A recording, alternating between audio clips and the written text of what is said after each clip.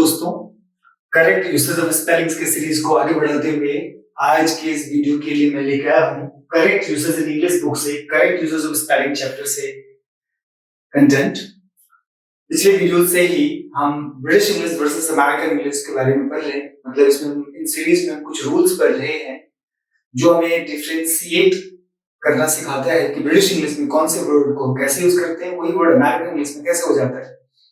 तो इससे पहले भी हम 4 वीडियोस में इस बारे में पढ़े। आज वाले इस वीडियो में मैं लेके आया हूँ 9th रूल, जिसमें हम पढ़ेंगे कि ब्रिटिश इंग्लिश में जिसके लास्ट में ऐसे वर्ड्स जिसके लास्ट में ई है और वो लोन वर्ड है, मतलब फ्रेंच लोन वर्ड है, फ्रेंच लैंग्वेज से ब्रिटिश लैंग्वेज में एंटर हुए हैं वर्ड्स और उस वर्ड्स के लास्ट में ई है, तो अमेरिकन इंग्लिश में उस ई को ड्रॉप कर दिया गया। क्या कह रहे हैं? In many final E spellings that have come from French loan words, the final E is dropped in American English. मतलब आप देखेंगे जैसे annex से A-double-N-E-X-E, पर वही अमेरिकन इंग्लिश में A-double-N-E-X, यहाँ पे देखेंगे X के बाद E है, पर यहाँ पर X के बाद E नहीं है। मतलब ब्रिटिश इंग्लिश में वो फ्रेंच लोन वर्ड जिसके लास्ट में E है, उसको अमेरिकन इंग्लिश में जब लिखते हैं तो E को ड्रॉप कर दिया जाता है। जैसे AXE अमेरिकन इंग्लिश में इट इज जस्ट AX, जो फाइनली है अमेरिकन इंग्लिश में नहीं लिखा।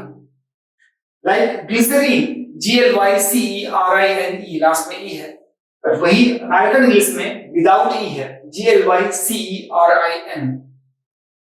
ग्रामे जिसको GRAME ग्रामे, बट अमेरिकन इंग्लिश में इट इज सिंपल GRAM। अब आपको कंफ्यूजन होगा यहाँ पे डबल एम ई है, यहाँ पे सिंगल एम क्यों है।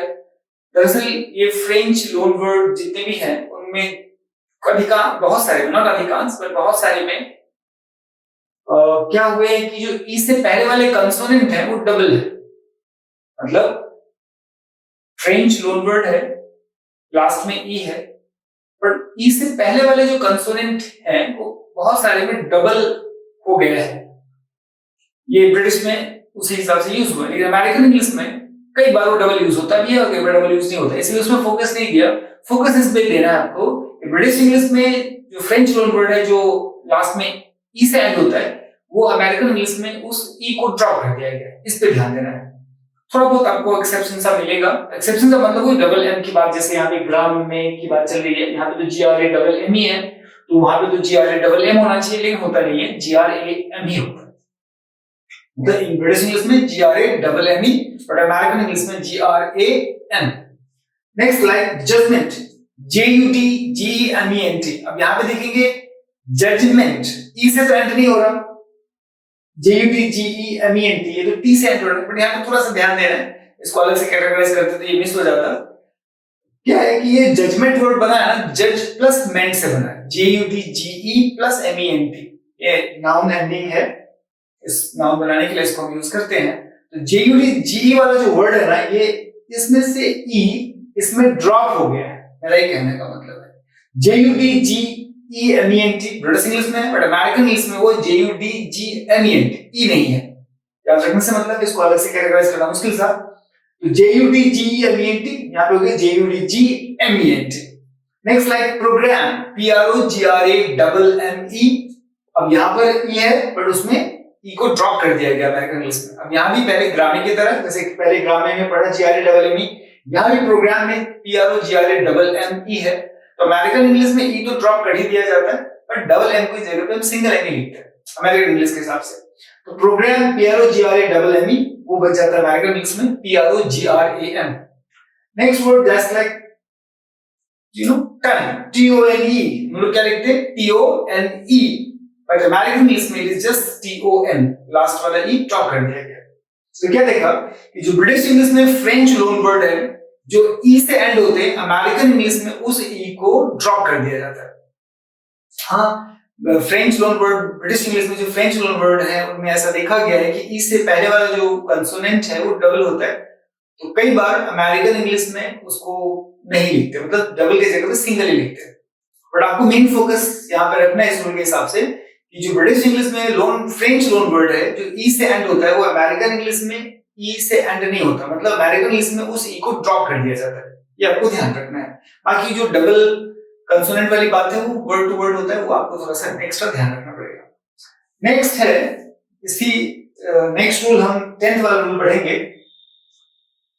कि ब्रिटिश इंग्लिश में कलेक्टिव नाउन्स सिंगुलर और प्लूरल दोनों में कंसीडर होता है। कहने का मतलब ब्रिटिश इंग्लिश के हिसाब से सिंगुलर नाउन को कलेक्टिव नाउन को कभी हम सिंगुलर भी कंसीडर कर सकते हैं और प्लूरल भी कंसीडर कर सकते हैं। लेकिन अमेरिकन इंग्लिश में collective noun is always considered singular, ये आपको ध्यान रखना है। मतलब ब्रिटिश इंग्लिश में कलेक्टिव नाउन को सिंगुलर या फिर प्लूरल दोनों कंसीडर किया जाता है और उसी हिसाब से वर्ब कौन सा आएगा उसका चयन होता है। लेकिन जब अमेरिकन इंग्लिश में कलेक्टिव नाउन को यूज करते हैं तो वो हमेशा सिंगुलर होता है। जैसे कुछ एक वर्ड देखते हैं, जैसे लाइक यहाँ पर हम वर्ड यूज कर रहे हैं स्टाफ। स्टाफ का मतलब होता है, यहाँ पे मतलब लास्ट में दे दिया गया, स्टाफ मतलब a group of employees.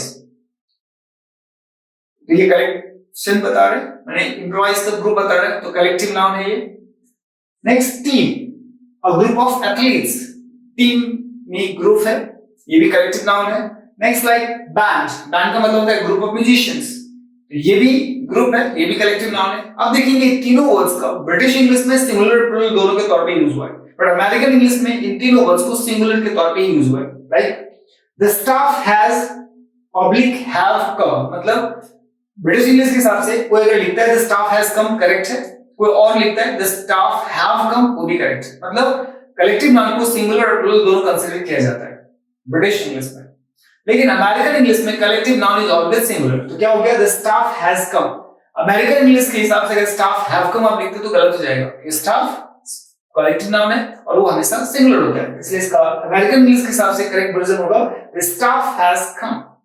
Next one, the team is या फिर टीम आर, यहाँ पे इज के बाद ऑब्लिक लिखा है, मतलब आप इज भी लगा सकते हैं या फिर आर भी लगा सकते हैं एज पर British English. The team is और the team are playing tonight British English के हिसाब से, बट वही अमेरिकन इंग्लिश के हिसाब से the team is playing tonight, team singular number में यूज हुआ है क्योंकि ये कलेक्टिव नाउन है और कलेक्टिव नाउन अमेरिकन इंग्लिश में सिंगुलर नंबर में ही यूज होता है। Like the music band is oblique are good, मतलब the music band is good, या इसको ऐसे भी लिख सकते हैं the music band are good, क्योंकि म्यूजिक बैंड या जो बैंड है ये कलेक्टिव नाउन है, इसको सिंगुलर के तौर पर भी यूज कर सकते हैं और प्लूरल के तौर पर भी यूज कर सकते हैं।